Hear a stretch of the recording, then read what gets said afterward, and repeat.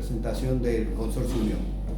Verdaderamente nosotros somos contratistas de la obra, es una obra del Ministerio de Obras Públicas de Paraguay, donde tenemos a través de que es el comitente, tiene una unidad especial, que es la unidad ejecutora de puentes y defensa costera, y eso más o menos es la entidad que tiene en este momento la supervisión de 3 puentes atirantados que se están construyendo en Paraguay. 2 se están haciendo de manera simultánea con Brasil y uno es el que vamos a recorrer. Para que tengan idea, ustedes nos había hablado el ingeniero Felipe Ramírez, que es el que había hecho el contacto con ustedes, que había hecho la participación, y hace 15 días, un mes atrás, tuvimos una visita de colegas también de la región de Laguna, que salió a partir de esto la posibilidad de la participación. El proyecto Puentes Héroes del Chaco, verdaderamente el puente es la parte más linda, la más interesante, pero es un proyecto integral de 7 kilómetros de largo. Nosotros es la interconexión entre la región oriental y occidental. La República del Paraguay. No, sí. Interrumpo un cachito. Verdaderamente, conceptualmente, lo importante de esto es que el Puente Héroes del Chaco, digamos, es un hito político de la ingeniería y de la historia del Paraguay. ¿Por qué? Porque el Paraguay propiamente dicho está dividido en 2 regiones. Una región occidental, que es el Chaco paraguayo, que es el 60% del territorio y solamente vive el 20% de la población. Y la región oriental, donde vive el 80% de la población, está el desarrollo y todo lo demás. Entonces, solamente hay 2 comunicaciones físicas. Una es el viejo puente Remanso, si han conocido Asunción, es un puente de ida y vuelta, voladizo sucesivo, construido en el año 78.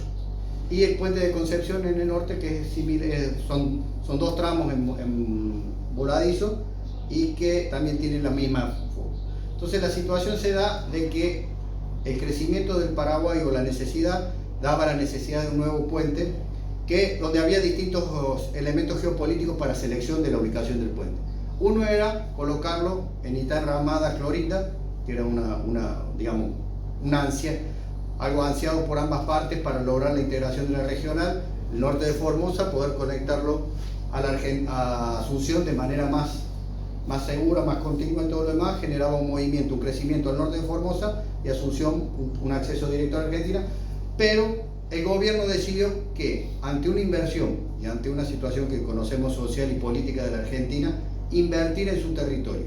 Entonces, hizo la inversión en su territorio con autonomía, con soberanía, con recursos propios y también solucionó el problema de la comunicación de la Argentina. ¿Por qué? Porque a través de la duplicación de la ruta de Falcón hasta Villa Alle, más la creación de este puente, lograba esa comunicación con la Argentina, pero que conectaba lo más importante, que era el norte paraguayo. En el norte del Paraguay, en lo que se llama la zona del Alto Chaco, se está haciendo una vía transversal que va desde Brasil hasta Pozo Hondo, en Salta, para poder hacer una conexión, una vía, un canal desde el Mato Grosso a la Salta y salir por ahí al Pacífico. Hoy esa gestión se hace por río, o lo del Mato Grosso sale al Atlántico y da la vuelta por abajo del Atlántico, o sale por el río Paraguay y da la vuelta. Hoy lo que se quiere es llevar desde el Mato Grosso directamente hasta Iquique por el norte del Paraguay, fomentando ese movimiento que hoy se hace a través de Formosa, Salta y toda la vuelta y generando. Bueno, el Puente Héroes del Chaco es un proyecto de 130 millones de dólares de inversión, más un reajuste de un 25% en función de las variables, digamos, de precios de niveles internacionales. Nosotros tenemos una economía estable, donde tenemos variaciones de 8 a 10%, por eso muchas veces cuando hablamos de variación de precios es muy distinto a la realidad que manejan ustedes, pero esa es la consideración nuestra. Entonces una variación del 25% es muchísimo para los contratos normalmente que tenemos nosotros, podemos decir. El tramo, como lo dijimos, son 3 tramos. Un tramo vial de 5 kilómetros, que es lo que han ingresado ustedes, que es una doble vía de ida y vuelta, 2 carriles por cada lado, más banquina, más ciclovía. Después tenemos la parte de hormigón, que son 2.600 metros de estructura de hormigón, donde tenemos del lado de Chaco 1.500 metros, que corresponde al viaducto de acceso y corresponde a la planilla de inundación del río Paraguay. El puente de 603 metros y la bajada de 500 metros que vamos a ver ahora también.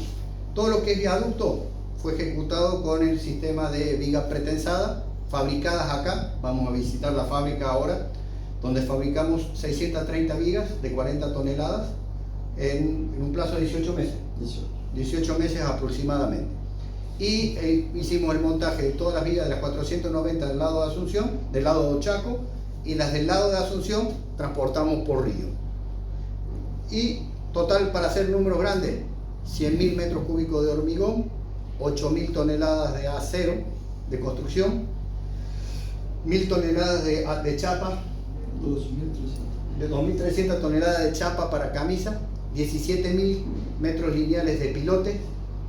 El cupo de máximo de personas fueron 1.000 personas, que son las que trabajaron. Hoy estamos en un orden de 450, estamos en el 98% de avance. 3 meses de ejecución de una obra que se ejecutó durante todo el periodo de pandemia. El 8 de marzo se decreta la pandemia, nosotros nos dan fecha de inicio de obra 22 de abril. O sea que los 2 años de pandemia tuvimos construcción de manera continua. Lo interesante, por ejemplo, es el puente atirantado tiene una ejecución de 18 meses desde que se iniciaron los pilares hasta que se culminó ahora la parte de hormigón. Hoy nos restan tareas de asfalto, tareas de iluminación, tareas de terminación, estamos haciendo una estación de peaje complementario a eso. Sistema que vale la pena, antes que el ingeniero les cuente la parte que están interesados y la más bonita, esta es una obra donde se licitó con recursos propios del Estado, para lo cual se definió que, por ley, sean empresas paraguayas las que ejecutan. Se tomó 2 empresas paraguayas, se hizo una licitación, se presentaron 4 propuestas, y la necesidad de que la parte de hormigón atirantado tuviéramos un subcontratista nominado para la ejecución y el gerenciamiento de esa parte, que es la empresa Construgome de Portugal. Cada uno de los que participamos en la licitación. Queda esa ventaja que dentro de las posibilidades, hoy nosotros tenemos el know-how, nosotros nos quedamos con el conocimiento porque ellos actúan como subcontratistas. O sea, cualquier ejecución, movimiento, trabajo de ellos está supervisada, está bajo nuestra dirección. O sea, ellos trabajan de ahí, esa es la forma. La parte de los puentes atirantados lo hicimos con BCL de Suiza, con sus sucursales de España por la ubicación, digamos, geográfica, y el elemento es hoy haber cumplido con el plazo, la forma y la terminación. Yo voy a dejar puesto el video para que vayan viendo los distintos elementos de etapa constructiva de la obra, pero el ingeniero Izana es el que es experto en atirantado y es el que le va a brindar la presentación de nuestro puente. Bueno, buen día y bienvenidos, ¿verdad? El ingeniero Fernando ya hizo una explanación previa de lo que es el proyecto entero es bastante largo. Todo el mundo cree que viene a visitar el puente en el Chaco para visitar un puente. Y es lo que ustedes están interesados en ver, pero el puente es parte del proyecto. Es interesante decir que, bueno, antes de más nada, yo soy actuante por el consorcio. Yo soy director de obras por el consorcio. No soy de Construgomes ni de las empresas asociadas, GCDB y GSG, así como Fernando, ¿verdad? El proyecto original preveía que era obligación de que se cumpliera eso. Gracias, Fernando. El proyecto original preveía un plan atirantado doble para que ustedes empiecen a entender por qué estamos nosotros con un valor un poco acima de lo que era previsto antes. Y nosotros hicimos el estudio del proyecto porque era obligación del vencedor del pliego que presentara un proyecto final de ingeniería, desde que y siempre fuera en hormigón y atirantado. Eran las 2 condicionantes del proyecto.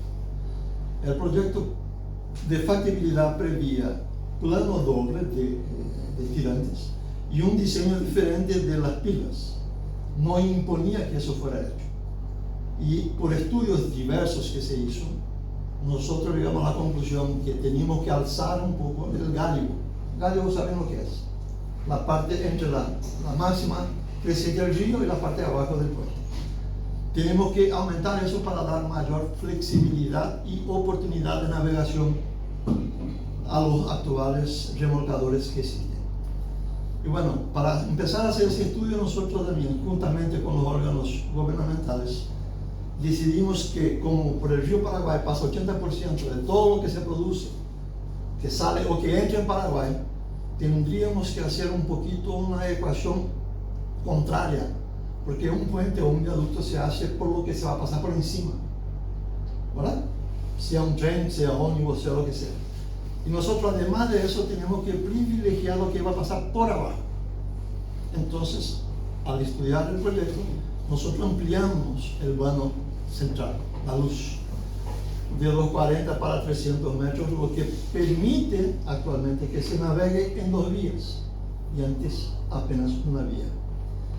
¿Y cómo hicimos eso? Y el proyectista, que es brasileño, Capitán Rivero, estudió el proyecto y vio la posibilidad de hacer planos simétricos de atirantado. Nosotros hicimos 300 metros, a la mitad 150, entonces dimos 150 para un margen, 150 para otro. Hicimos planos simétricos de tirantes. Al hacer planos simétricos de tirantes, estudiando el calado del río, o sea, el perfil geológico del río en su trazado, se pudo privilegiar a otra vía de navegación, que es el canal occidental. Entonces, en realidad nosotros hoy propusimos que se pueda navegar, en teoría, 3 vías simultáneamente. No existe otra situación como esa en Paraguay. Bueno, hecho eso, nosotros decidimos, nosotros el proyectista, ¿verdad? Decidimos que el plano central de tirantes sería suficiente para dar una estética más linda al puente. El plano lateral es obligatorio que tengamos 2 cajones de inercia, uno en cada lateral del puente. El cajón de inercia lateral te favorece en algún sentido, pero queda con una viga muy alta, y esa viga es una viga de contra el viento, ¿verdad? Entonces yo creo una vela, una área de vela muy grande que posibilita que el viento haga su esfuerzo transversal al puente, lo que no es recomendable. Pero hay puentes así en el mundo. Claro que hay, se estudia, ¿verdad? En nuestro caso, el ingeniero Capitán hizo un dibujo bastante interesante de la sección transversal, que es como si fuera un pájaro en vuelo. Hizo 3 celdas, 2 celdas triangulares, y la celda de inercia es la celda central, que es rectangular. Que a usted le puede parecer, uno que es bastante grande, a usted puede parecer que es pequeña, así cuando se ve en el proyecto. Esa es la sección del puente, sección transversal. Entonces, ese cajón central, que es el cajón de inercia, tiene 4,20 metros de altura y 3,20 de ancho. ¿Qué es lo que es interesante? A ese cajón se puso como anclaje de los tirantes. Entonces los tirantes al nivel de tener que estar en los laterales, porque tendrían que tener más inercia y no tienen inercia las laterales. Él puso un plano central justamente dentro del cajón, está el plano de anclaje de los tirantes. Y ahí viene otra novedad. Los tirantes pueden tener varias soluciones. El tirante puede ser simétrico o asimétrico, el nuestro es simétrico. Puede ser continuo o descontinuo. ¿Qué significa continuo o descontinuo? El descontinuo inicia en la dovela, en el tablero. Dovela es el nombre técnico de un pedacito de puente. Entonces inicia en el tablero en una dovela, va al pilono principal y ahí para. Después, opuesto a eso, en el tirante siguiente, viene de la dovela y para en el pilono. Esos son tirantes segmentados o independientes. Nuestro tirante no es independiente, porque se optó por usar una silleta de paso. ¿Qué es una silleta de paso? Es un tubo metálico que tiene sus huequitos individualizados. En realidad se llama silla multitubo, porque tiene tantos tubitos cuantos torones pasarán por el tirante. Ese es el torón, ¿verdad? Un pedacito. Es un cable que tiene 4 protecciones anticorrosión, porque es lo más importante del puente. Eso es lo que sostiene el puente. Tiene primero, porque él es galvanizado de fábrica, primera protección. Después, si ustedes atacan aquí, se van a ensuciar un poquito, tiene una cera petroquímica, segunda protección. Después tiene esa parte negra que es un PAD, polietileno de alta densidad. Extrusado no sale, excepto si yo corto y descascaro eso. La tercera protección. La cuarta protección viene con el conjunto de torones que compone un tirante. Cuando nosotros vemos de lejos, nosotros vemos algo gris, que en nuestro caso es gris, puede ser rojo, azul, amarillo, negro, blanco, que es un tubo de PAD, otra vez, ¿verdad? Polietileno de alta densidad, que está protegiendo el conjunto de torones que compone un tirante. En nuestro caso, nosotros iniciamos un tirante con 30 de esos. 30 torones hacen parte de un tirante. Y cuanto más nos alejamos del pilono, más fuerza tenemos que hacer, porque ahí es palanca, ¿verdad? Fuerza, distancia, me da un momento y yo tengo que combatir eso. En nuestro caso, en el último, tenemos 61 torones que componen un tirante. Pero como yo dije que es pasante la silleta, yo inicio en una dovela, inicio mi tirante en una dovela, subo el tirante, paso por adentro de la silleta, multitubos, y bajo en la dovela hermana a mantener el equilibrio. Ok, eso significa que en la dovela más lejana nosotros tenemos un tirante que tiene 340 metros de longitud, y los tirantes no vienen prontos, no vienen listos, hay que prepararlos. ¿Cómo se prepara un torón? Eso viene en rollos de 3.500 kilos más o menos, ¿verdad? Se desenrolla eso y se prepara el torón, descascarando lo que sea necesario para que yo pueda efectuar el tensado. Porque el tensado es como si fuera un postensado. Ustedes ya tuvieron un postensado, ¿saben lo que es? Okay. Es como si fuera un postensado. Entonces yo inicio mi torón, ¿verdad? Después que paso por la silleta multitubo, con un proceso muy complicadito, vamos a charlar un poquito sobre eso, ¿verdad? Y va a la hermana, yo tengo que atajar eso con un gato hidráulico, por supuesto, con cuñas específicas, y tengo que dar una tensión. Bueno, yo tengo que dar una tensión en la dovela lado A y en su hermana lado B, ¿verdad? La silleta multitubo funciona como un anclaje pasivo, en la cual yo no actúo. Anclaje pasiva es aquella que no actuamos nosotros con gato, ¿verdad? ¿Qué pasa? Eso, por si acaso se mueve en la silleta, no se tiene que mover. Por eso la silleta es una silleta multitubo patentada por BCL. BCL es la empresa que hace el potensado, responsable por el tirante. Y cuando se tensa ese turón, la silleta que tiene una forma, el agujero tiene una forma de gota invertida o de lágrima invertida. Eso por rozamiento se pone en la silleta y no se mueve, de manera que yo puedo tener en un lado una fuerza y del otro otra fuerza, porque es un anclaje pasivo en realidad. Bueno, ¿es solo por rozamiento? Solo por rozamiento, absolutamente solo por rozamiento. En la parte de la silleta también hay que descascarar para permitir que haya un rozamiento más grande todavía, ¿verdad? ¿Ok? Y bueno, y todo eso es una relojería, porque cómo yo descascaro, en qué longitud descascaro yo, cómo funciona eso, porque el cable, el torón, tiene peso, entonces tiene una catenaria inicial.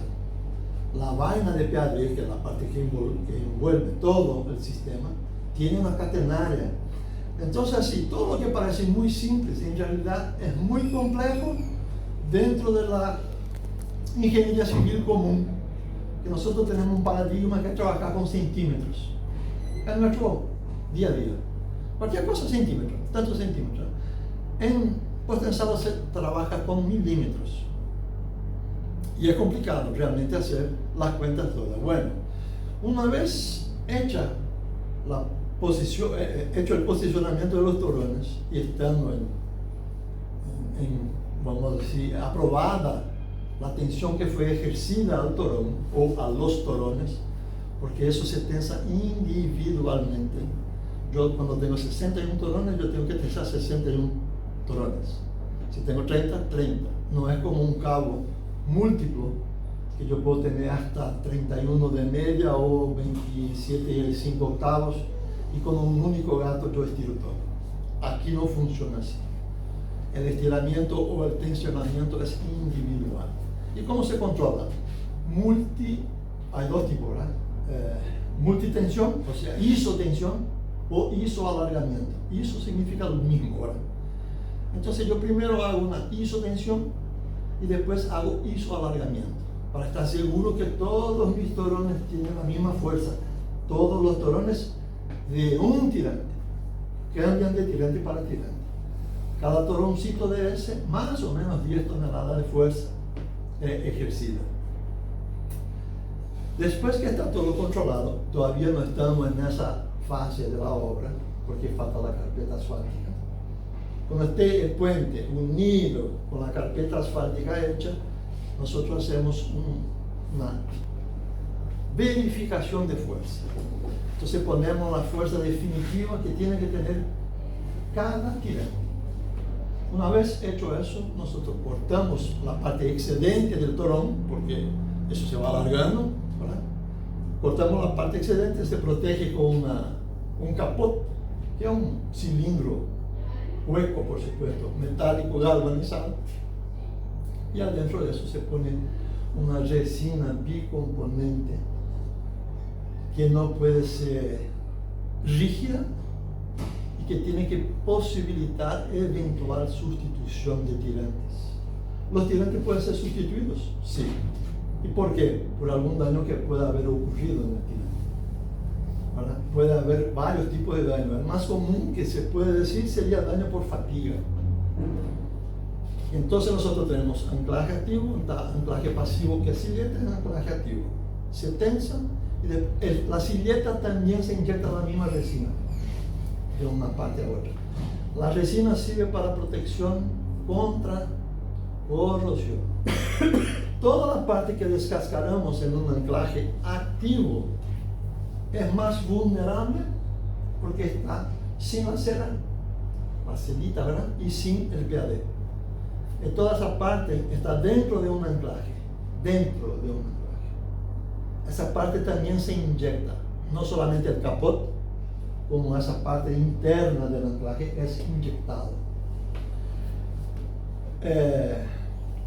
Nosotros en esa obra vamos a tener algo muy interesante, que no se suele tener, por lo menos, aunque estemos hablando en 2023, casi 2024, y podemos ir a Europa, no es una observación que cabe solamente en América del Sur. En Brasil, por ejemplo, yo soy brasileño ahora. En Brasil nosotros tenemos hoy 64 puentes, viaductos adelantados ya construidos y en ejecución unos 5 más o menos. Y yo le puedo decir que lo que vamos a dejar aquí no es común dejar en ningún puente, que son celdas de carga de monitoreo futuro. Nosotros vamos a dejar 40 celdas de carga de los 92 tirantes que tenemos. En realidad serían 46, pero como el anclaje nosotros contamos por lado, son 92.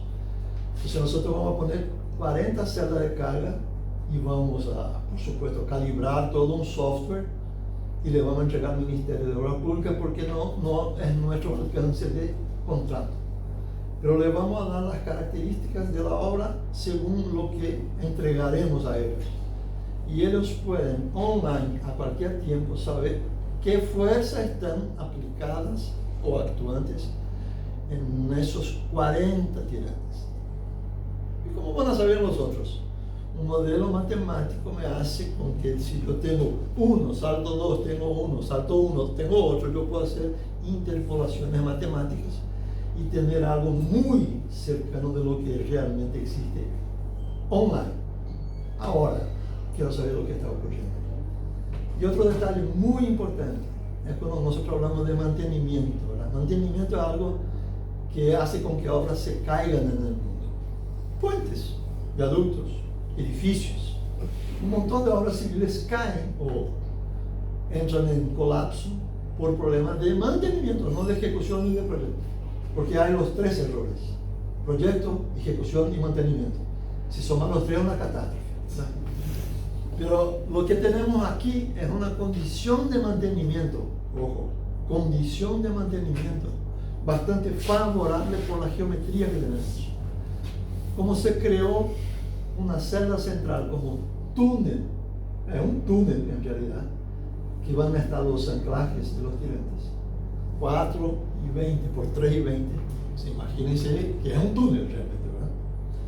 Entonces podemos caminar de un punto extremo hasta el otro punto extremo de la obra, visualizando, tocando si fuera necesario el tirante o los tirantes. Podemos ver toda parte interna a nivel de eventual fisuras del hormigón, tanto en la celda central, fisuras, como en las dos triangulares laterales, porque son caminables. Por supuesto que nosotros no vamos a dejar tres túneles. El túnel central sí es un túnel iluminado que va a estar. Entonces te bajas y prendes la luz, puedes caminar y ver todo. Los laterales te va con la linterna, pero es fácil el acceso. Se puede ver, se puede trabajar sin interrupción de tránsito, sin tener que poner un camión enorme con un brazo que no hay para alquilar. Tenemos que traer de Austria, no sé de dónde, porque no existe, ¿verdad? O si existe uno, entonces cobra lo que se quiere. Entonces el mantenimiento es algo que depende de las inspecciones. Entonces es una inspección muy rápida que se va a poder hacer. Muy rápida, que yo digo muy accesible, no rápida. Yo usé la palabra equivocada. Entonces no dependemos de nada, ni de tránsito no dependemos, absolutamente nada, no hay que parar. Bueno, datos de la obra. Ella tiene 603 metros, 300 de vano central o luz. Luz y vano son dos cosas diferentes, pero el vano son 300 metros. ¿Saben la diferencia entre luz y vano? Nosotros lo decimos de otra manera distinta en Argentina. ¿Ah? Nosotros decimos luz, distancia entre ejes. Y espacio o vano. Porque vano es distancia entre ejes y luz es lo que pasa a la luz. O sea, si hay una pila de 3 metros, tengo que disminuir 1,5 metros, ¿verdad? Conceptualmente acá es distancia entre ejes. Sí, entonces distancia entre ejes para evitar problemas son 300 metros central, 151,5 de un lado, 151,5 del otro lado. Tenemos dos pilones principales. Los pilones principales están apoyados en dos cabezales, cada uno en uno. Cada cabezal está apoyado en 30 pilotes de 2 metros de diámetro, con casi 50 metros de profundidad. Un bloque, los pilotes fueron hechos totalmente en agua. El otro bloque, por razones climáticas que nos beneficiaron, nos favorecieron, nosotros rellenamos con terraplén de avance y hicimos como si fuera en tierra. Pero son 30 pilotes de 2 metros con 50 metros de profundidad. Y ahí hay un cabezal que tiene 3.000 metros cúbicos cada cabezal, hecho en 3 niveles, como si fuera una torta de novia. Bueno, 3 niveles, 2840 por 2540 por 2340 en 3 niveles, 3.000 metros cúbicos. Como ven, nosotros estamos en invierno todavía, la temperatura está bastante agradable para un invierno, ¿verdad? 38 grados va a ser hoy. Entonces pueden imaginar lo que sea eso en el verano. Y pueden imaginar lo que sea hormigonar eso en el verano. Porque el hormigón no podía llegar a punto de aplicación con más de 32 grados. ¿Y cómo se hace para no tener 32 grados? San Pedro, por favor. No, él no nos atiende. Es poniendo hielo. Como los volúmenes eran muy grandes del cabezal, nosotros dividimos los 3 niveles, cada nivel en 3 etapas, para no tener un volumen muy grande de hormigón. Pero aún así tuvimos un volumen de 608 metros cúbicos, que cargamos en 14 horas. En ese día teníamos como 37, 39 grados de temperatura externa. Suma eso al mixer, a su movimiento, a la temperatura sobre la parte metálica del mixer, y no podíamos llegar con más de 32, algo sería imposible si no usáramos hielo en la dosificación. Hielo que sustituye agua de amasamiento, ¿verdad? En ese día específico nosotros consumimos 62 toneladas de hielo en escala. Entonces la logística de una obra es algo que no se imagina cuando se pasa por una obra. Se pasa por una obra y se ve la obra, bueno, está hecha, ¿verdad? Pero ¿cómo vos pones 62 toneladas de hielo en escala en una obra? Por ejemplo, un ejemplo. ¿Cómo llegas con el hormigón a la pila que está a 230 metros del mar? Bueno, yo llego con barcaza. Pero ¿cuántos mixes yo llevo? 4. Entonces yo tengo que llevar, volver. ¿Cómo hacemos? Nosotros decidimos hacer un puente flotante semipermanente. Teníamos barcazas, ¿verdad? Entonces hicimos un conjunto de barcazas, que en realidad era un puente flotante, que trabajamos como si estuviéramos en tierra a nivel de provimiento, de provisión, ¿verdad?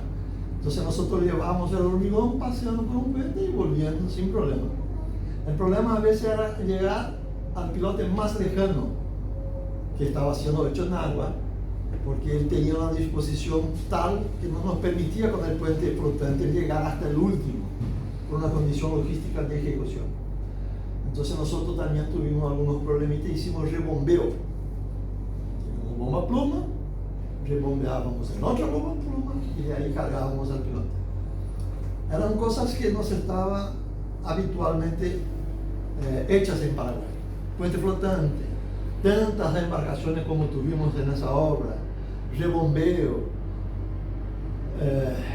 altura de rebombeo. Nosotros llegamos a la pila principal del pilono sobre el tablero tiene 90 metros de altura. Tiene porque abajo del tablero tiene pilas laminares con 22 metros más o menos. Sumás 7 metros de bloque son 29. Sumás un poquito de nivel del agua, 30. Sumás 4 metros de túnel o de celda, 34. Sumás más 90, 124, 130 metros tenemos de la punta del pilón hasta el nivel de agua, por ejemplo, ¿verdad? Entonces, para trabajar nosotros pusimos 2 torres grúa, que tampoco eran comunes en Paraguay, vinieron de Argentina. ¿Por qué? Porque son torres grúa bastante altas y con una capacidad muy buena, 16 toneladas tenían de capacidad, con pluma de 70 metros, una 75 la otra, y 132 metros de alto. Entonces la magnitud del proyecto se fue sumando, y las cosas aquí siempre fueron muy grandes. Las dificultades que tuvimos fueron proporcionales al tamaño del proyecto. Porque Paraguay es un país pequeñito, ¿verdad? Y no estaba preparado para esa obra. Y nosotros, por ejemplo, nosotros llamábamos a un proveedor de distanciador plástico para marina. Distanciador plástico. ¿Cómo es? Separadores también le decís, separadores, sí. ¿Ustedes tienen separador? Sí, tenemos, sí. Ok, ¿cuántos ustedes tienen? 5.000. No, nosotros queremos 100.000 meses. El tipo se caía de la silla, porque no había. Entonces nosotros preparamos incluso el mercado para poder proveer para nosotros. Porque nosotros importamos, sí, algunas cosas, pero lo mínimo, o sea, apenas el esencial. Esos cabos vinieron de Italia, por ejemplo, era la empresa suizo, española, porque la parte que nos atendió fue de España. Costrogome vino de Portugal, porque algunas cosas no había en Paraguay, no había en cantidad. Entonces nosotros tuvimos que preparar incluso algunos proveedores. Eso es importante salientar o destacar, porque una obra de esa magnitud hecha por empresas paraguayas, por contrato, subcontratando otras empresas extranjeras como Constructores y BDL, no importa. Fueron las únicas 2 empresas extranjeras que nosotros contratamos como subcontratista de peso, ¿verdad? Nosotros agarramos esa plata del gobierno, que fue plata pagada por impuestos de la población, y pagamos a los propios paraguayos para que nos traigan las cosas que tenían que traer. Yo digo eso porque me gusta esa figura. Era un círculo virtuoso, no vicioso, virtuoso, donde se aplicó la plata, de la propia plata del propio pueblo. El pueblo mismo generó eso, ¿verdad? Bueno, esa obra es una obra impar. No había en Paraguay, en territorio paraguayo, ninguna obra accidentada. El carro de avance. Así fue, pasó el carro. Entonces es interesante porque dos empresas se predispusieron a hacer algo que nunca se había hecho. Y todo el mundo decía que no se iba a hacer, pero está hecho. Ese carro, Construcciones es responsable por el puente atirantado, vamos a decir. Responsable entre comillas. Porque todo lo que ellos necesiten, con la excepción de ese carro de avance, nosotros proveemos la varilla cortada y doblada en lugar de aplicación. Nosotros proveemos el hormigón en calidad y cantidad y tiempo en lugar de aplicación. Todo lo que ellos necesitan, nosotros proveemos. Pero ellos trajeron algo que es una máquina de hacer uno llorar de alegría y de orgullo cuando se hace, ¿verdad? Porque ellos diseñaron un carro de avance exactamente de acuerdo con nuestro perfil transversal. Básicamente que no necesita de gente para moverlo. Son 8 personas que lo mueven. Sí, es un encofrado aéreo. No es bien autopropulsado porque necesita que alguien apriete un botón, ¿verdad? Pero él tiene gatos hidráulicos que desarman la parte interna y que lo hace proyectar hacia adelante. Entonces se hace una novena, se espera el tiempo necesario para tensar transversalmente la luz, etcétera, etcétera. Se desencofra sin sacar el encofrado y se desplaza. La novela tiene 6 metros. Esa es una cosa interesante. Novelas de voladizo sucesivo de puentes atirantadas y colgantes son constantes. Novelas de voladizo sucesivo son diferentes una de la otra. Entonces eso facilita. El tipo puede ser un carro y es el único carro igualito del comienzo hasta el final. La diferencia que ese carro tiene, además de no ser un carro y ser en realidad el encofrado, es que él tiene 2 partes, ¿verdad? La parte inferior y la parte superior. La parte superior se montó sobre la novela de disparo. La novela inicial, la novela 000, se monta sobre la novela.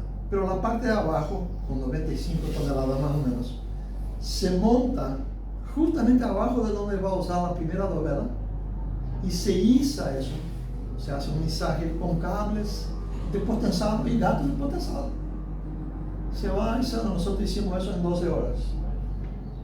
Después de montada la parte inferior, se levanta, ¿verdad? Se iza con cabos y se cuelga de la parte superior. Bueno, hecho eso, está montado el carro y ahí se monta toda la parte de encofrado, que van a ser las celdas, y se empieza a desplazar simultáneamente, no obligatoriamente en el mismo segundo, simultáneamente a nivel, ahí estamos viendo. Simultáneamente significa que yo no puedo hacer 2 novelas de un lado y apenas una del otro. Pero no significa que yo tengo que mover los 2 carros al mismo tiempo. Pero como el tirante es de una novela a su hermana, yo no puedo hacer 2 sin tenerlas. Es imposible. Podría ser diferente, podría, si fuera asimétrico. Hay un montón de cosas que se puede decir. En nuestro caso no se podía. En nuestro caso nosotros empezamos a hacer novelas con un determinado plazo de tiempo, ¿verdad? Porque la gente no conocía, era objeto volador no identificado, esas cosas. Y hasta que la gente tuviera un poquito más de conocimiento, menos miedo de trabajar en altura, porque aquí estamos trabajando a 30 metros de altura. No es fácil, si ustedes creen que es fácil, no es fácil trabajar ahí. A 90 del pilono, ni decir. El acceso es complicado, es una escalera, hay que tener pierna, hay que tener fôlego, y hay que tener disposición, y hay que tener miedo, porque el miedo es amigo de la seguridad. Y bueno, nosotros al hacer más novelas, teníamos más práctica. y nuestro cronograma era muy cortito, llegó un punto en que nosotros hicimos 2 turnos, porque algunos trabajos se podrían hacer de noche, algunos. Y llegamos al fin, son 23 novelas por lado, entonces 23, 46 por 2, 92, ¿verdad? Entonces para hacer eso nosotros concluimos nuestras novelas en 10 días por novela. Pero no es una novela, cuando yo hablo por novela, no es una novela, es mínimamente un par de novelas, ¿verdad? Y nosotros, como tenemos 2 pilones y equipos distintos, nosotros, por ejemplo, hormigonábamos las novelas del pilón 55 el martes de una semana y es el viernes. Entonces, podíamos hacer 2 pares de novelas a ese tiempo de 10 días. No fue fácil. Y el carro que se diseñó para esa obra es un carro que tiene el ancho total de nuestra obra, que yo empecé a hablar de los datos geométricos, y no hablé del ancho. Nuestra obra tiene 31,22 metros de ancho, hecho de una única vez, es una colada única, 125 metros cúbicos de colada por novela, por lado, por novelita. O sea, nosotros cargábamos el par, eran 250, ¿verdad? ¿Y qué eso significa? Que hasta que sepamos nosotros, hasta hoy por lo menos, el director presidente del Costro Gómez, que siempre está en obra, nos garantizó que es la obra que él tiene conocimiento, y nos trajo eso como información, de más ancho que existe colada de una única vez. Existen otras más anchas, pero se cola con 2 etapas. Carro colado de una única etapa con ese ancho es el más ancho del mundo, según nos consta. Y yo no creo que él va a mentir por eso, porque no tiene necesidad, ¿verdad? Entonces nosotros tenemos aquí en Paraguay algunas cosas interesantes a nivel mundial. Porque el puente atirantado, bueno, ustedes tienen en Argentina, no es nada, no es el primero del mundo que se hace, pero ese tiene una estética, me parece muy linda. Y es un puente que no se hace en todo momento, en todos los lugares, porque si nosotros tenemos en consideración que una pista tiene 2 carriles, una banquina interna, un ensanche interno de seguridad, una lateral de peatón del otro lado que sería para la ciclovía, nosotros estamos hablando que caben 3 carriles, caben. Si yo saco la banquina y el ensanche y transformo eso en un carril, son 3 carriles. Pocos puentes en el mundo tienen un ancho como ese, ¿verdad? Y digo sinceramente porque yo más o menos acompaño los puentes que se hacen por ahí. No estoy físicamente, pero sé por ver, ¿verdad? No son tan fáciles. Eso se pensó en un futuro bastante lejano. Y así se debe hacer. Y bueno, eso se conecta, no hay juntas. Las juntas son solamente de unión con los viaductos, o sea, 603 metros sin junta de natación, apenas en los extremos. Por supuesto, después que nosotros unimos un puente que está en voladizo, cambian los momentos, y ahí yo tengo que poner cabos positivos donde no había momento positivo, no existía antes, y después que yo uno, tengo que poner, entonces son dejadas vainas por donde se pasan los cabos después. Es un potensado metido los cabos, ¿verdad? Son 19 torones, muy similar a este.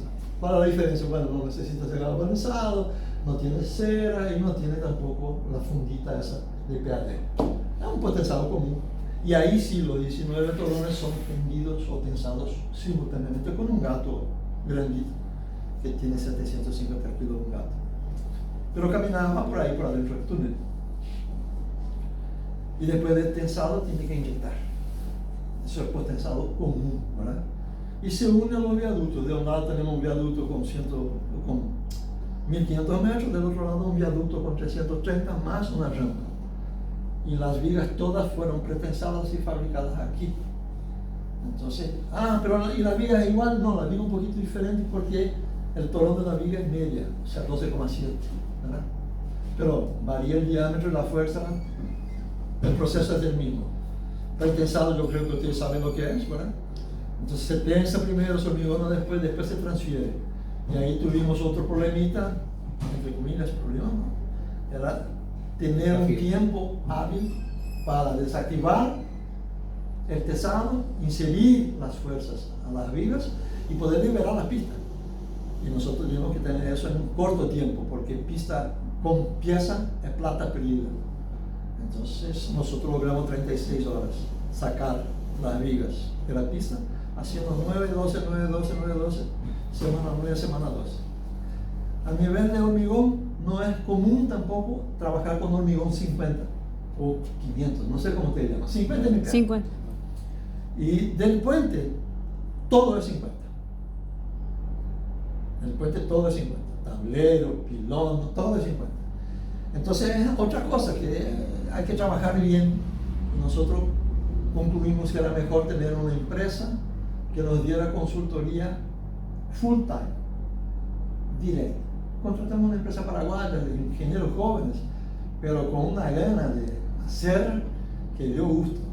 Entonces logramos un hormigón de excelencia, con un consumo de cemento necesario, ¿verdad? Y con una textura que van a apreciar bastante uniforme.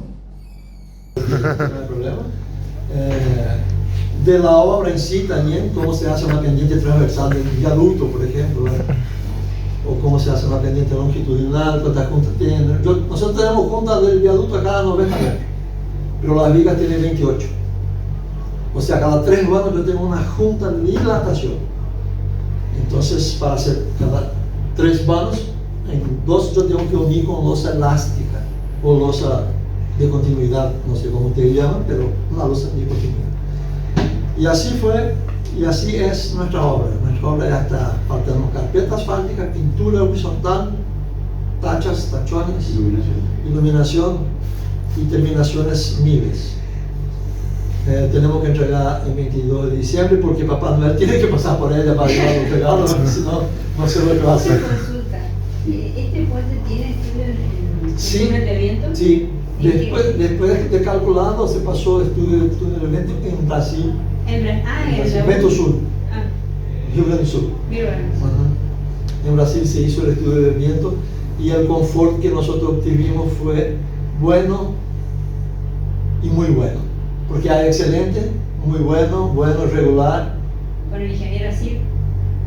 No sé por qué eso lo manejó Enesil, que es la proyectista, pero fue en túnel del viento.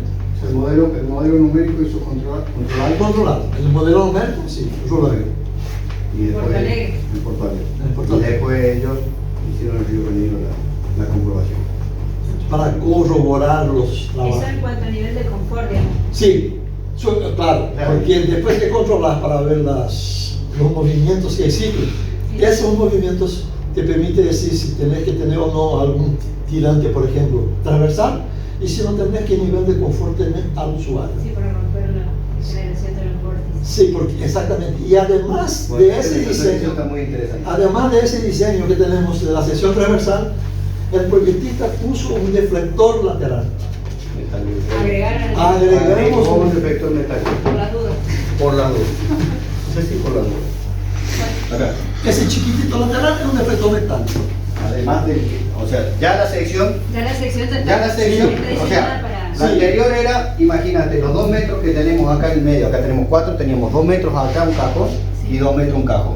Sí. Bueno, eso eliminó Sí, con el perfecto. plano central. Perfecto. Y a su vez, acá por más que tengamos 40, 50 centímetros, se le agrega un deflector por el tema del deflector. Y con esto corta la generación de los vórtices. De los vórtices. Sí.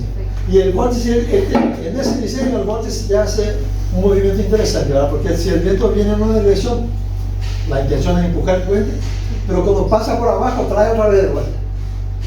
Hace Un vórtice al revés, ¿verdad? Sí. Entonces, o sea, un equilibrio de que iba a ir, pero no va. Pero no va. Eso, más o menos. Una cosa interesante, Sí. la norma normal para viento es 130 kilómetros por hora. Pero en Paraguay, no sé por qué, no me pregunten, es 160. Hablamos de kilómetros por hora. Sí. Por hora de viento. O sea, y la gente a veces me pregunta, ¿y eso? Sí, el viento de diseño es ese. O sea, en Brasil es 130, Sí. en China es 130, ¿Y acá? acá 160, ok. Está bien, no tenemos terremoto. Pero la gente me pregunta, ¿sismo fue verificado? No, porque aquí no hay región sísmica. Y si hay un huracán, bueno, si no cae, Dios es muy grande, porque no es para huracán. No hay huracán. Y sí, no es para huracán, ¿verdad? Y bueno, no sé qué otra pregunta que... Más preguntas. Sí, sí, sí.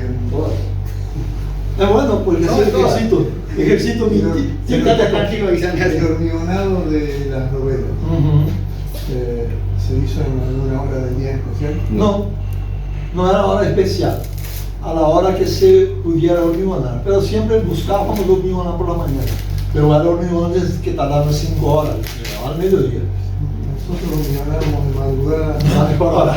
antes de que salga el sol, Sí. pero no por la temperatura del hormigón, sino para que toda la estructura tenga la misma temperatura. Sí, nosotros lo que hacíamos aquí era controlar la temperatura para las cargas, para tensión. Medíamos la deformación porque eso yo no hablé, pero yo creo que ustedes saben. Un voladizo sucesivo, sea de cómo sea, atirantado o no, él tiene la posición del carro. Cuando el carro avanza, por supuesto el carro pesa 240 toneladas. Cuando avanza, baja. Entonces el proyectista me tiene que decir, cuando avanzar con tanto, porque cuando cargas el hormigón, son más 250 toneladas, eso va a bajar. Y cuando tenses el tirante, eso va a subir. Entonces eso, cuando yo pongo para arriba, que se llama contraflecha, ¿cuánto va a bajar? Que se llama flecha. ¿Cuánto va a subir con el pesado? El proyectista tiene que saber. Entonces nosotros, además de medir a cada evento las deformaciones, medíamos la temperatura e informábamos al proyectista porque son coeficientes de dilatación diferentes del hormigón del acero. Entonces nosotros llegamos a medir la temperatura dentro de la vaina. Nosotros fuimos así súper rigurosos a nivel de controles. Así es que en general lo que se obtuvo aquí es algo que no se obtiene. Nosotros llegamos, porque imagínense que eso tiene que unir vertical, horizontal y torsionalmente, ¿verdad? Nosotros llegamos a 0,5, 0,6 milímetros de diferencia, que para mí es cero. Esa es la diferencia de hormigón. Nuestro control fue rigurosísimo. Yo trabajé en obras que llegamos a más de 10 centímetros de diferencia. Y ningún problema, ¿no? En 300 metros llegamos a 4 milímetros en el eje central. Todo era decir. Y controlábamos toda la deformación de los cabezales, de los pilonos, que los pilonos mueven, ¿verdad? Por eso Sí, en el sí, tema sí. del asoleamiento, nosotros, digamos, de día, una de las caras del pilón está Sí. con una temperatura Sí. y otro lado, entonces... Yo tuve ese problema en una obra que yo participé en República Dominicana, que era la estructura, un vano mucho más grande que ese, 390 metros de vano, hasta cierto punto, hasta cierto tiempo fue el récord, pero es metálico. Entonces tenía sol de un lado por la mañana y sol del otro. Entonces por la mañana eso hacía una curva, y por el otro lado era duro para controlar, pero hay que controlar. No, pero cuando se hormigona la novela, de adelante para atrás, Siempre es de adelante para atrás. Siempre es de adelante para atrás para evitar que haya la fisura. cualquier sistema, sea voladizo sucesivo o atirantado. El acero de la camisa de piloto nacional, No, no de Brasil. No, de Brasil. Aquí no hay. en Rosario, O sea, acá lo que hay es acero de construcción, Sí. pero no chapa. en Rosario y ustedes también son de Brasil. Sí, No, acá somos todos de o sea, Brasil. acá es lo que tenemos que considerar lo que decía Isan, nuestro mercado es chico. O sea, Pero nosotros no importamos, nosotros pedimos que el proveedor importara. O sea, pero Eso fue interesante. toda la chapa, por ejemplo, vino toda, es más, chapa en un estadio en chapa de media pulgada, en Paraguay no había, habíamos consumido todo lo que había. Sí. Pero hicimos provisiones para, o sea, pues inicialmente... ¿El cemento también es de Brasil? ¿Ah? Cemento no, de aquí. Cemento y varilla de aquí. Aquí se quita 15 kilómetros. Cemento y basura. Iguazú. Sí. Y dice que el CP50 para el hormigón. 40. 40. Ah, 40. CP40. El FCK del hormigón así. FCK, ya fidelizado. No, no, FCK, La FCK para resistencia la compresión. a los 28 Ah, días. no, entendí la sigla del CP. No, nosotros tenemos... CPN. No, CPF 40. CPF 40, para Sí, fidelizar. Sí. Pero para hormigón, para preparar hormigón cualquiera, 35, 40, 50. Claro que usted 50. 50 pero la relación de 50 no era tanto por el 50, sino por los 30 megapascales que necesitábamos las 30 horas, a las 36 horas.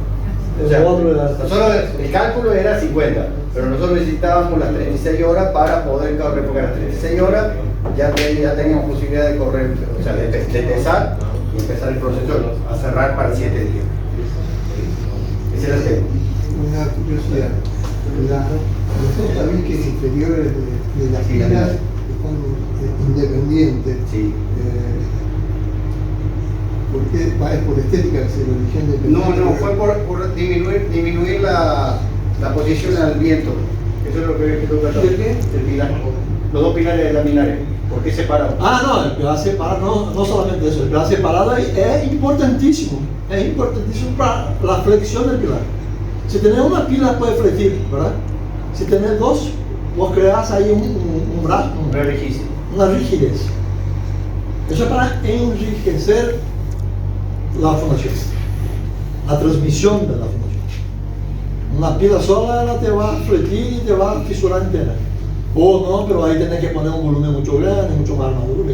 O sea, acá hay una optimización muy importante que lo planteamos nosotros de parte del calculista. Hay una optimización. La primera particular, por ejemplo, tenemos viaductos que tenemos 28 metros de altura. El proyecto original era tabique cuadrado único pila para 28 metros de altura. La optimización que hizo el ingeniero Catao es eso, estudiarlo suficientemente todo para que disminuir secciones y volumen de acero.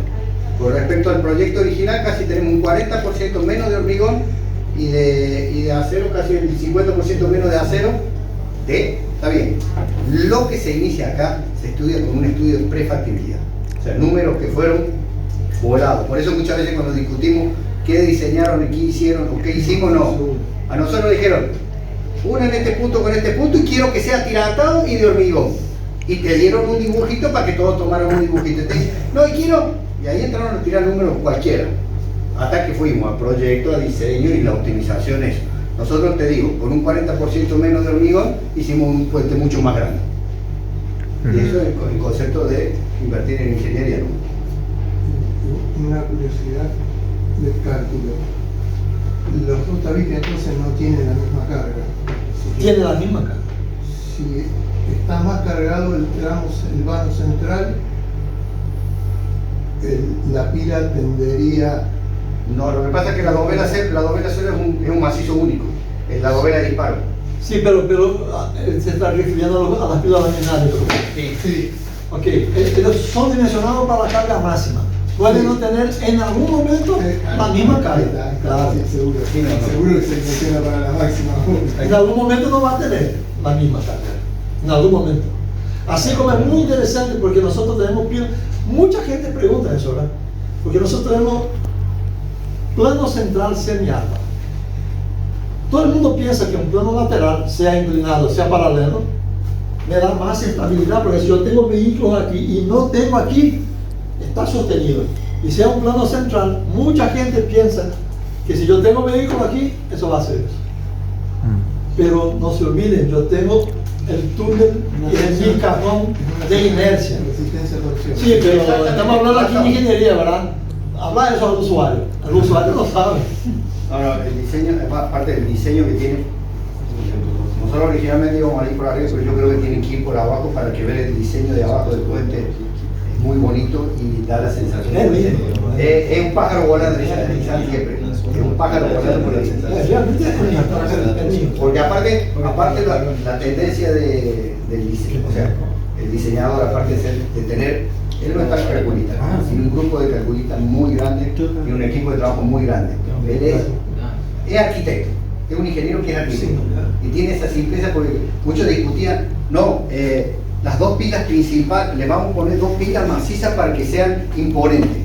Y él dice la simplicidad de colgar el puente de los tirantes con una pila simple le da una magnitud de algo volando, flotando. Son conceptos de arquitectura que por ahí nosotros los ingenieros cuesta mucho, pero son muy válidos. Hay dos cosas que son importantes, yo lo dije también, ¿verdad? Primero,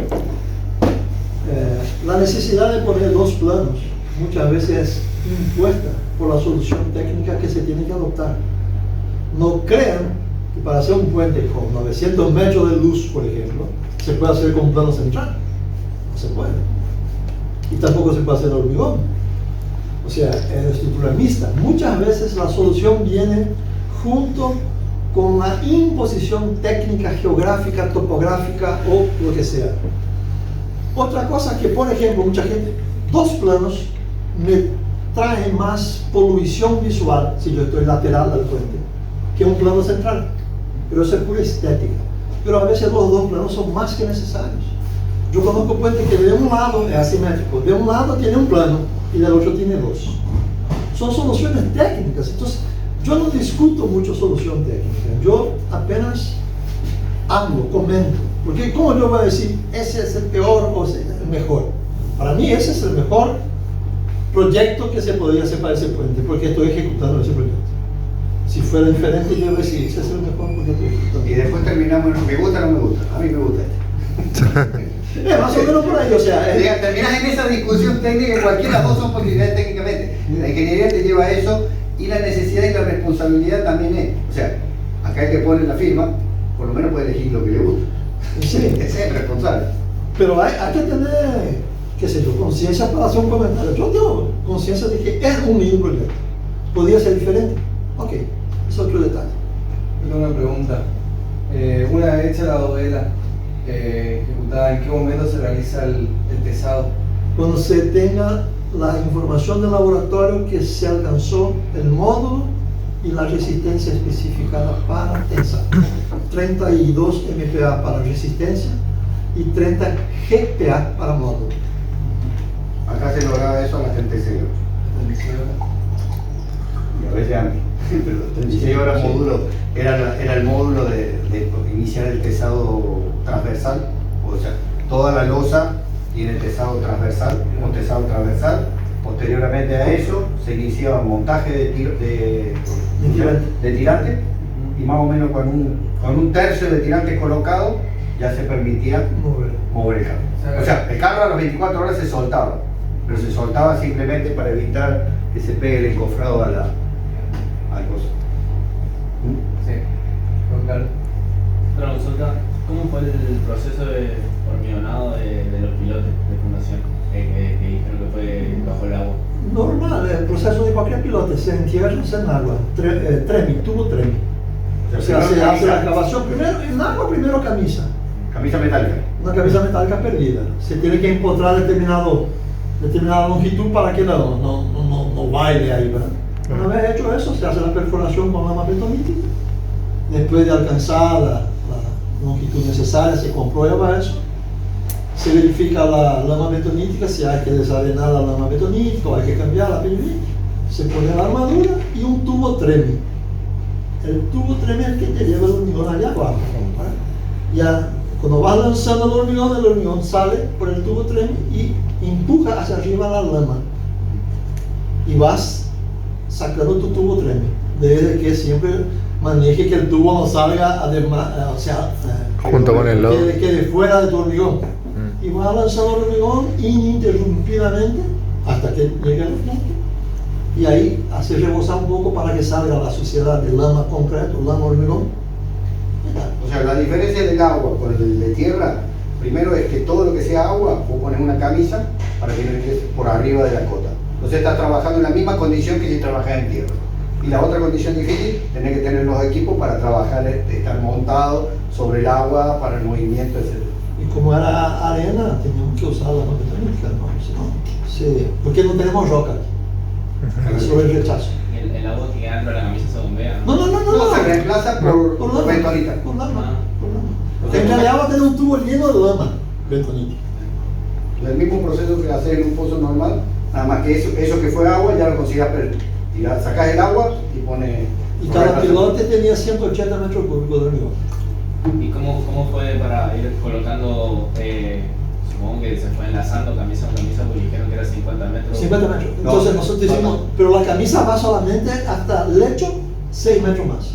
22 Entonces metros. tenemos 14, 15 metros más. 22. O sea, vos preparabas acá en el campamento tubos de 6 metros. transportable y manejable. Colocaba los 6 metros, lo ponías en posición, ponía uno arriba, soldaba, bajaba, soldaba. Cuando llegabas a nivel de terreno, ahí hincabas.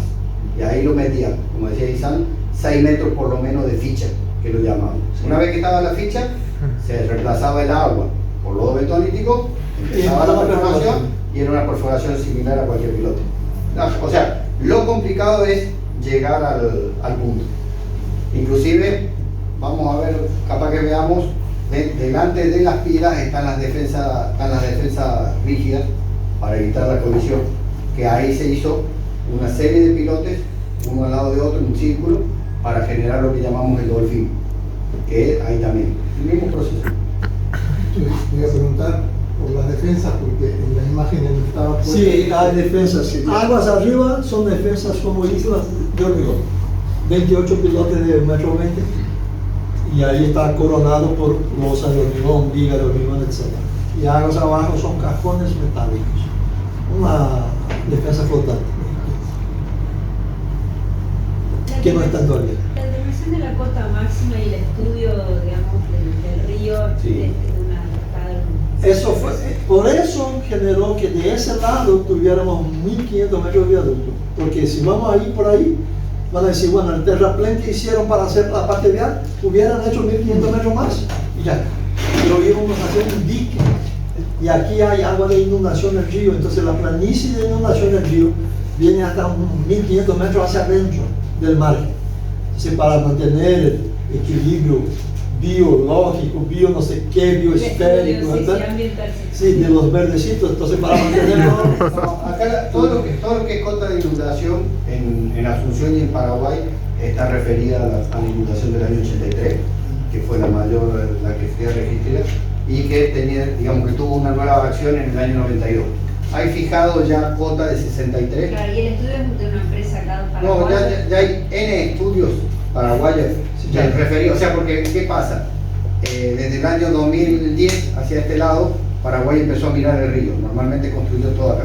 Empezó Costanera 1, Costanera 2, Costanera Sur, los acueductos, el sistema y todo lo demás. Cada uno de esos estudios ha hecho el estudio hidrométrico y todo lo demás, pero se refiere todo se toma como nivel máximo la cota del año 83, que originalmente se había definido como milenaria. la década milenaria. Sí, pero ¿qué pasa? Se hicieron estudios, en aquella época era por registro. Hoy ya habiendo modelo numérico y todo lo demás, se llegó que esa es de 550 años.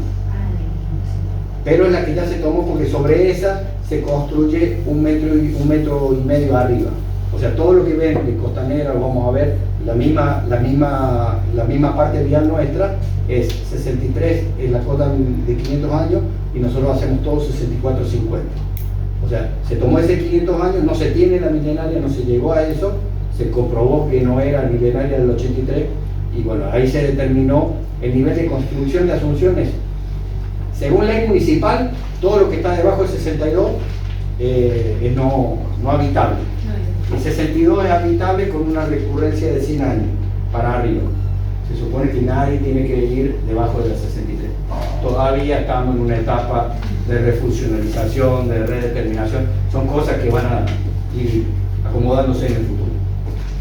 Pero estamos en ese momento. La base de nuestra ruta es toda arena. La arena vino del río por refulado. Nosotros refulamos 1.150.000 metros cúbicos de arena a una distancia máxima con un rebombeo de 7,5 kilómetros. También en Paraguay fue algo. La distancia se tiene. Bueno, lo que pasa es que acá, bueno, si miran las condiciones que ustedes tienen en el noroeste, el suelo es una arcilla que es una 7.6, es degradable, colapsible, que se va a todo lo demás. Entonces, a partir de que se permitió el uso de la arena en obras viales, eso mejoró un montón, porque se abarataron costos, se mejoró terriblemente la calidad de los terraplenes y la única condición que tenés es cuidar la parte de erosión con colchones, con suelo, con todo lo demás. Pero ustedes han visto lo que es trabajar en Formosa en el norte, te agarra una lluvia y son 5 días que no trabajas. Acá con el refulado te permite trabajar 24 horas de manera continua y con lluvia. Y te toca densidad de capacidad. O sea, normalmente en ninguna obra de construcción usamos la arena porque es cara. Acá se consiguió eso. Entonces, Eso es lo que ha favorecido también a construir rutas al lado de los ríos, porque del mismo río Paraguay se saca la arena renovable y todo lo demás. Claro, toda esta zona de Paraguay pertenece a lo que es el macizo de Brasilia, entonces por eso es la parte que tiene arena, digamos. Exactamente. Pero la arena es en los ríos generalmente. Por supuesto que no se puede sacar de cualquier lugar, entonces hay autorización.